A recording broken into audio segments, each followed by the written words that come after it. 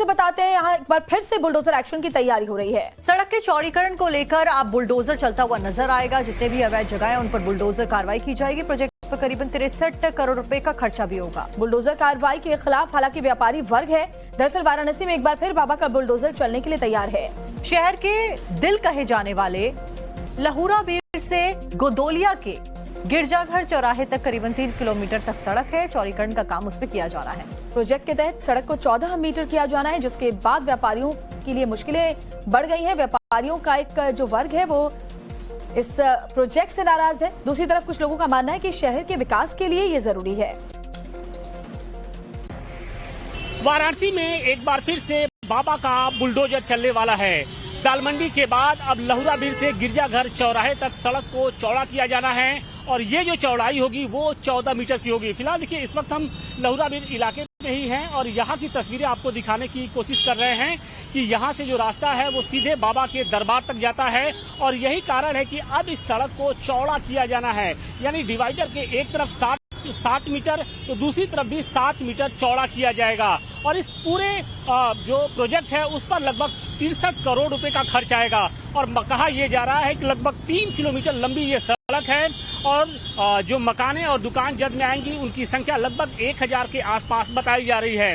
चूंकि इसे वाराणसी का दिल भी कहा जाता है, लेकिन जिस तरीके से अब यहाँ पर बुलडोजर की कार्रवाई जो प्रस्तावित हो गई है, यानी सड़क को चौड़ा किया जाना है, उसके बाद से जो व्यापारी वर्ग से जुड़े जो लोग हैं उनकी धड़कनें कहीं न कहीं बढ़ी हुई हैं। उनको ये लगता है कि अगर ये सड़क चौड़ा होता है तो निश्चित तौर पे जो उनका व्यापार है वो प्रभावित होगा। और लोग ये कह रहे हैं कि देखिए, विकास तो जरूरी है, लेकिन विकास के नाम पर अगर किसी को उजाड़ा जाए वो गलत है। क्या लगता है? बिल्कुल सही बात आप कह रहे हैं। देखिए, विकास हमको भी चाहिए। मेरी भी तमन्ना है, या मेरी ही नहीं, मेरे पूरे काशी वासियों की तमन्ना है कि पूरे विश्व के अंदर काशी की अपनी एक मान मर्यादा और सम्मान उसी तरीके से बरकरार रहे। काशी एक अति प्राचीन और पौराणिक नगरी है। यहाँ की भौगोलिक स्थिति के बारे में पहले लोगों को अध्ययन करना चाहिए कि ये है कैसी नगरी। ये आप डेवलप करिए, डेवलप करने के लिए कोई रुकावट नहीं है, लेकिन जहाँ जहाँ बॉटल नेक है आप वहाँ पे चौड़ीकरण करिए, वहाँ पे सुगमता दीजिए, सुविधा दीजिए।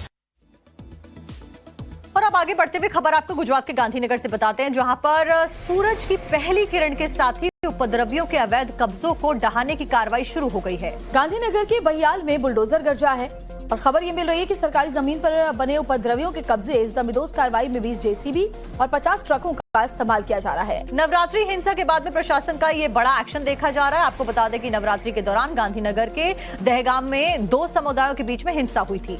उपद्रवियों ने जमकर तोड़फोड़ आगजनी की थी, जमकर पथराव किया था। इसी मामले में प्रशासन ने एक्शन लेते हुए अवैध कब्जों को चिन्हित कर बुलडोजर कार्रवाई शुरू कर दी है।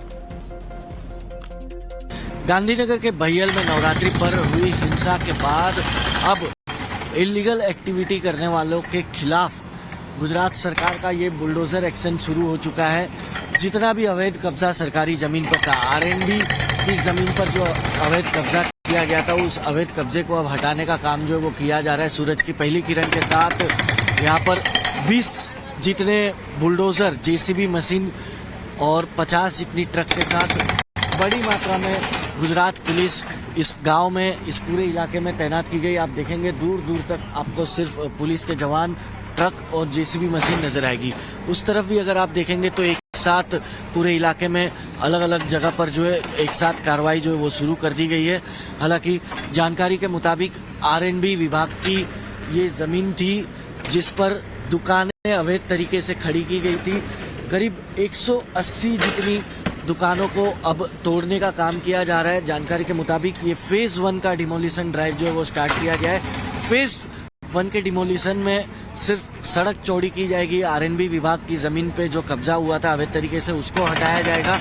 करीब सभी दुकानों को हटाया जाएगा, जिसके बाद फेज 2 का जब डिमोलिशन होगा उसकी अलग से नोटिस जारी की जाएगी और जो सरकारी अलग अलग विभाग की जमीनों पर जो कब्जा करके मकान खड़े किए गए होंगे उन सभी मकानों को फेज 2 में तोड़ा जाएगा।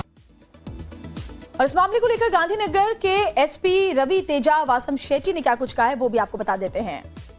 गांधीनगर के बहियल में गुजरात सरकार का ये बुलडोजर एक्शन अब शुरू हो चुका है। हमारे साथ इस पूरे मसले पर बात करने के लिए गांधीनगर के एसपी है। सर, जिस तरह से ये डिमोलिशन ड्राइव की शुरुआत हुई है, नोटिस पहले ही दे दी गई थी, क्या कुछ कार्रवाई आज की जा रही है? आज सुबह से लगभग 186 स्ट्रक्चर जो पहले से आइडेंटिफाई किया हुआ था, आज इसको ऑलरेडी नोटिस दिया हुआ था, उनका जो डेमोलिशन का कार्यवाही हाथ लिया है सुबह से। इसमें लगभग 50 एक ऐसा दुकान है जिसका गुनाहित इतिहास है, जिसका मतलब जो मालिक है जिनका गुनाह दाखिल हो चुका है, एंड बाकी भी ऐसे लोग हैं जिनका रिश्तेदार में कोई ना कोई है, एंड सारे के सारे गैर कायदे से दबाने बरसों से चलते आ रहे हैं। ये ऐसा नहीं है कि अभी इनको नोटिस पहली बार दिया, पहले भी इनको काफी बार नोटिस दिया चुका है, ये काली नहीं किए थे, फिर अभी जाके इनका डेमोलिशन का कार्यवाही हाथ पे लिया गया है।